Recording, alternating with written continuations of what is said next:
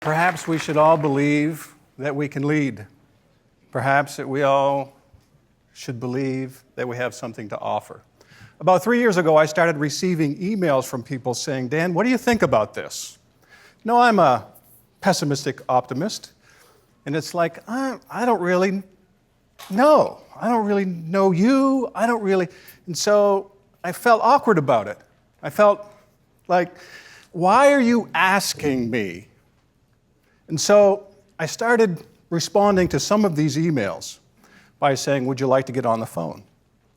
And so for the last 3 years, I've had several conversations with people about organizational issues or personal leadership issues or career things.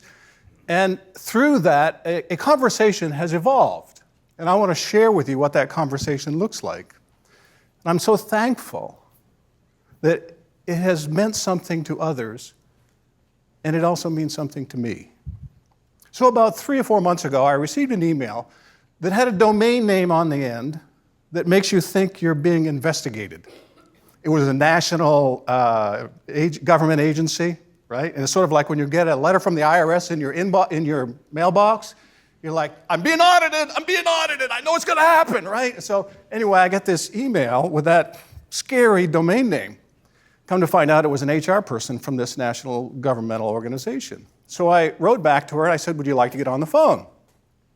Got on the phone and we went through this conversation. It has a certain pattern to it. And so I want to give you the acronym PIT-SITN, P-I-T-S-I-T apostrophe N, PIT-SITN. And each of those letters means something. Now, it's an evolution. You're going to hear the current version of this conversation. So it starts off a certain way and it ends in a certain place. So it starts off with the first P, which is when people call, they want to talk about their problem, right? And I don't want to really talk about their problem. As a matter of fact, with this conversation in mind, we have 45 minutes. I'm not going to talk to them again probably. I'll probably never meet them. We have 45 to 60 minutes to make a difference. I really don't want to hear about the problem for 45 or 50 minutes. Now, we love to talk about the problem. I get so consumed with do you do this? It's like everywhere you look, you see problems. Seriously, I do anyway. I'm a dark cloud person. You have to tell yourself to look for the good. True? I mean, how many of you, now you're not like, you're smiling down there. You're positive, right? Are you positive? Where are the people who the glass is half full or half empty? Raise your hand. Are there any here like that? The rest of you need to start telling the truth. So it starts off with a P, problem. They want to talk about their problem. And sometimes when I ask them some questions, they're not sure. I'm not really sure. It's just, our organization isn't right. It doesn't feel right. And so I ask them 2 questions that connect to this. One is, what is being done? What behaviors are being done that produce the problem? We try to get it down into a behavioral kind of conversation. And so then they say, well, people are doing this, then the second part of that is, well, what behaviors are not being done that result in this problem? It's really good when you start to think about moving the ball down the field to get beyond just big picture items and think about day-to-day behaviors. So the first letter is P. The second letter is I. Imagine what it would be like if things were going perfectly. Now, people are usually surprised by this question. Imagine if things were going perfectly. And they're like, sometimes if they are so frustrated with the problem that they're just consumed with it, you ask them, what does it look like when it's right? They have no idea. Because the bigger the frustration, the less likely we are to really be thinking about the solution. So I say, imagine if things were going perfectly, what would it be like? And I'm okay with some big picture descriptions at this particular stage. Now, the next thing that happens, as I say, what are you trying? This is the T, PIT. What are you trying to make things better? And they'll say, well, we're trying this, and we're trying that. And often, again, it's kind of general because the problem has sort of sunk in on them. And it's like, I don't think I can get out of it. Everything is all our vision, all our thoughts are being controlled, and we shrink down into this problem. And that's okay because I just want them to start thinking in the try mode.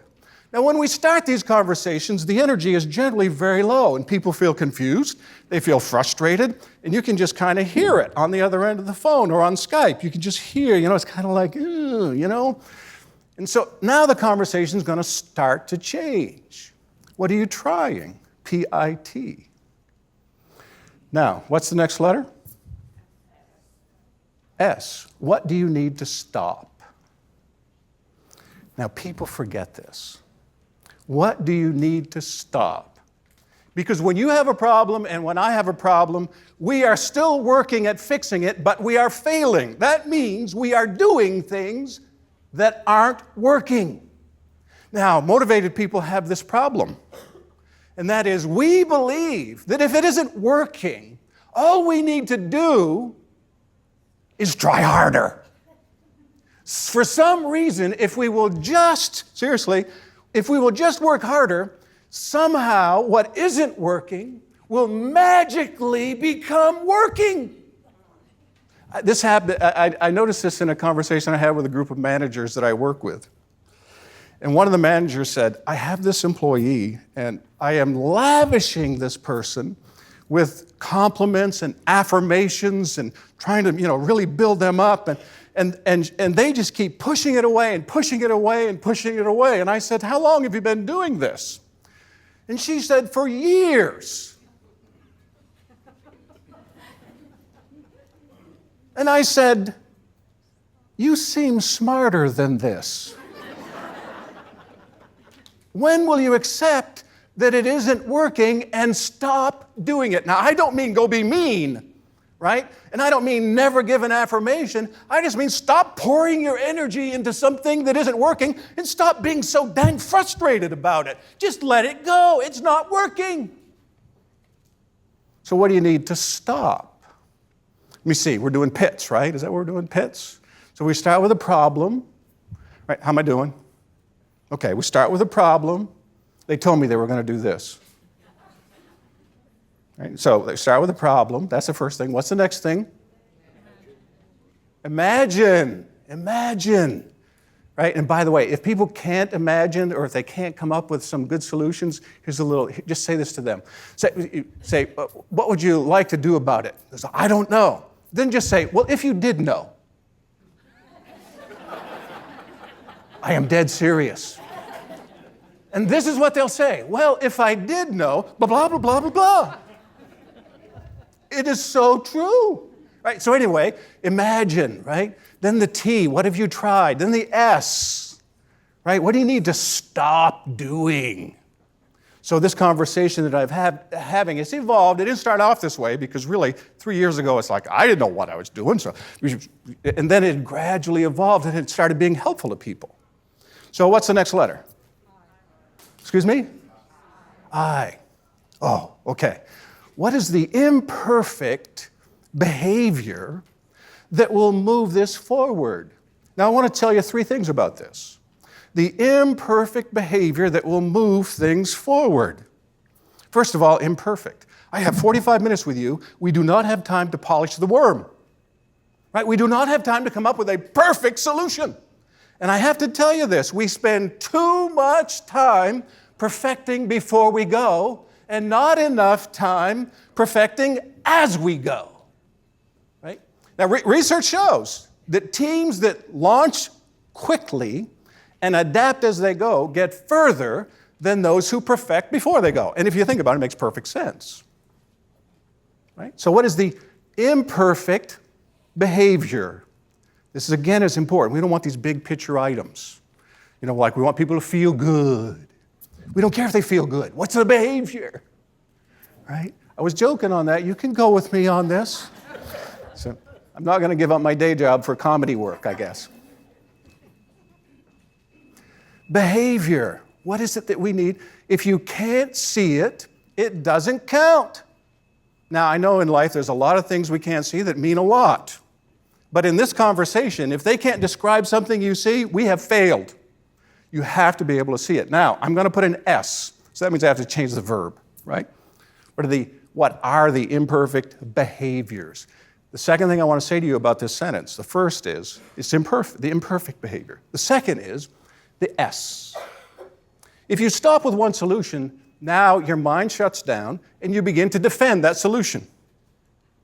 So what you have to do is find 2, 3, 4, the more the better. What are possible behaviors that will move the ball forward? Behaviors. It's important to get at least 3. And then the next thing that happens is the next part of this, right? So we're talking about first imperfect, then behaviors, and then move the ball forward. Move the ball forward. We don't need a touchdown. We just need a first down. And that's where progress comes from. Sometimes we get these big ideas, we're going to do this, we're going to do that, and I'm all for it. But sometimes they become oppressive. We don't know what to do today to get somewhere that we want to get to next year, so we have to bring this down. And so the idea is it's imperfect. There are several options, and all it does is move the ball forward. Now, what's the next letter? Help me. T. Okay, are you with me? You're with me. Thank you. T. What would you like to try this week? So you have 3 or 4 options. What would you like to try this week? Now you ask, how will you try it? When will you try it? What will you look like? Lots of times it's saying something to somebody. Pretend I'm that person and say it to me. Let's practice. And I'm listening for the energy. Seriously, it's not the words, it's the energy. And I can hear in their voice, and I'll say, well, when you said that, you started to sink. What happened? Well, there's a lot of baggage and there's bad things. I said, do me a favor. Let's draw a line and forget the whole past, and let's just start fresh today. Start again. And then we start to feel the energy. So what do you want to try this week? What's the last letter? Excuse me? N. Now, this is for people who lead teams. Next week, I'm going to ask you 4 questions. Now, this is a one-time conversation, and one of the reasons I'm able to share it with you is I knew that it's very short. It's a moment in time that we're able to grasp. So, what are you going to do next week? Next week, you're going to get together and you're going to ask 4 questions. What did you do? How did it work? What did you learn? And what do you want to do next week? Those 4 questions. Now, this is accountability. We think accountability is like this oppressive, terrible thing. No, you're doing it, right? So I'm talking to this person. They're doing it. What did you do? This is what we're going to ask next week. What did you do? How did it work? What did you learn? And what do you want to try next time? And so back to the email that I received about 3 or 4 months ago from this scary department of the government.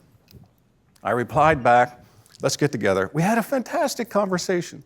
When it was all over, she thought I was a genius. I wasn't a genius. It was all her answers, all her way, not my way. Dan, thanks so much, you're awesome. I said, no, I'm not, you're awesome. A few weeks later, I got an email from the same department. Now, not the same person, but the same, scary department. I thought, oh, brother, I'm in trouble now. And they said, Dan, we get together once a year with 200 of our top leaders from the country, and we wonder, would you be willing to meet with us? Somebody pinched me. 3 years ago, people started sending me emails saying, what do you think about this, Dan? What do you think about that? And I tried to answer some, but I learned don't answer people's problems, right? Just bring what you're really, pour out of yourself into others what you have. And as time has gone by, this conversation that I just shared with you, which I'm using the acronym of you're sitting in the pits because you have an issue, right? It started evolving. You've heard the current version. Maybe next month or next year it'll be entirely different. I'm not sure. But here's what I want to leave you with. Give what you have. You don't know what good you can do for others. And sometimes, even when you do good for others, you will do good for yourself. Thank you very much.